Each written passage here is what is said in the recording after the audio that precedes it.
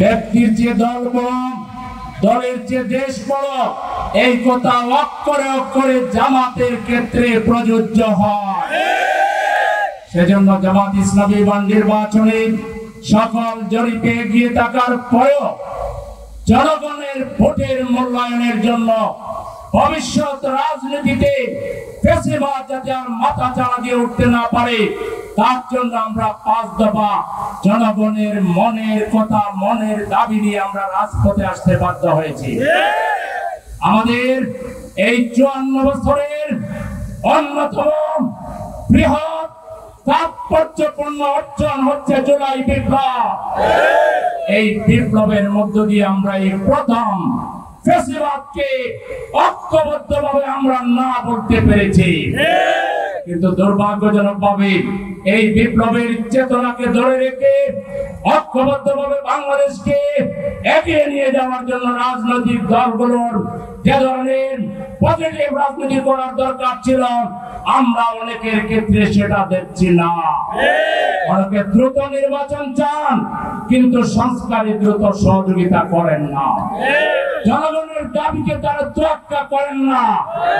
আমরা পরিষ্কার করতে চাই, আমরা যেহেতু রাজনীতি করি, কোথায় কি নাড়াচাড়া হচ্ছে এর খবর আমাদের কাছেও আছে। আবারও যদি দেশ বিরোধী ষড়যন্ত্র করা হয়, জুলাই শহীদদের উত্তরসূরি, তাদের পরিবারবর্গ, জুলাই যুদ্ধে 40,000 আহত আমাদের সেনানায়ক এবং জামাত ইসলামী সহ বাংলাদেশের দেশপ্রেমিক তাওহীদি জনতা আবার এমন একটা চাকরি দিবে, ওই দালালরা বাংলার এই পারে আর থাকতে পারবে না। জুলাই বিপ্লবের বিরুদ্ধে যারা অবস্থান নেবে, ইনিয়ে বিনিয়ে কথা বলবে, তারা ভারতের দালাল। যারা 14 দলকে, আওয়ামী লীগকে রক্ষা করার কথা এড়িয়ে বিনিয়ে বলে, তারা ভারতের দালাল। এই দালালদের বিরুদ্ধে আমাদেরকে আরেকটা জুলাই বিপ্লব লাগলে আমরা করবো। আপনারা কি রাজি আছেন?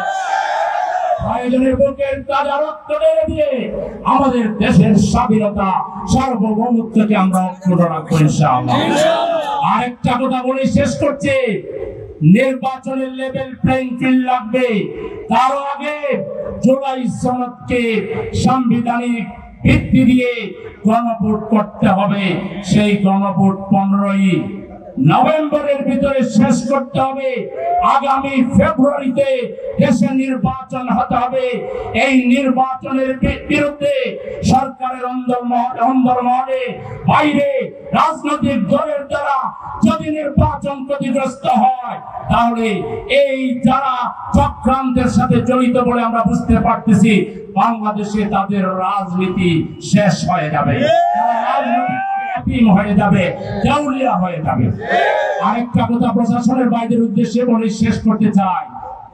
2018 সালের 31শে ডিসেম্বর লাইলাতুল জিন ভোটের যে মহা ভোট উৎসব করেছিলেন, সেই ভোটের যারা সাহায্যকারী ডিসিএসপি ছিল, তারা এখন কোথায়?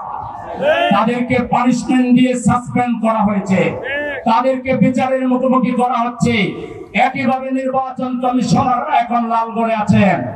অতএব ইউনো সাহেবরা, ডিসি সাহেবরা, এসপি সাহেবরা প্রশাসনের সাথে জড়িত, নির্বাচনের সাথে জড়িত প্রশাসনের কোন কর্মকর্তা যদি কোন দলের দিকে আনুগত্য প্রদর্শন করেন, আপনাদের ভবিষ্যৎ ওই নির্বাচন কমিশনার আর ডিসিএসপি দের চাইতেও ভয়াবহ খারাপ আপনাদের জন্য। সবাইকে সিধা হয়ে সোজা পথে, জনআকাঙ্ক্ষা বাস্তবায়নের পথে জনগণ সুষ্ঠুভাবে ভোট দিতে চায়। এই ভোটের পথে কোনো বাধা আমরা মানব না, কোনো বাধা তৈরি করতে আমরা দেব না।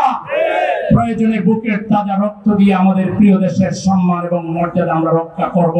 এর জন্য অতীতে আমরা ফাঁসির মঞ্চে গিয়েছি, আমরা শহীদ হয়েছি, আহত হয়েছি, বঙ্গত্ব বরণ করেছি। প্রয়োজনে যদি বাংলাদেশে আরো হাজার হাজার মানুষের জীবন দিতে হয়, আহত হতে হয়, আপনারা কি প্রস্তুত আছেন?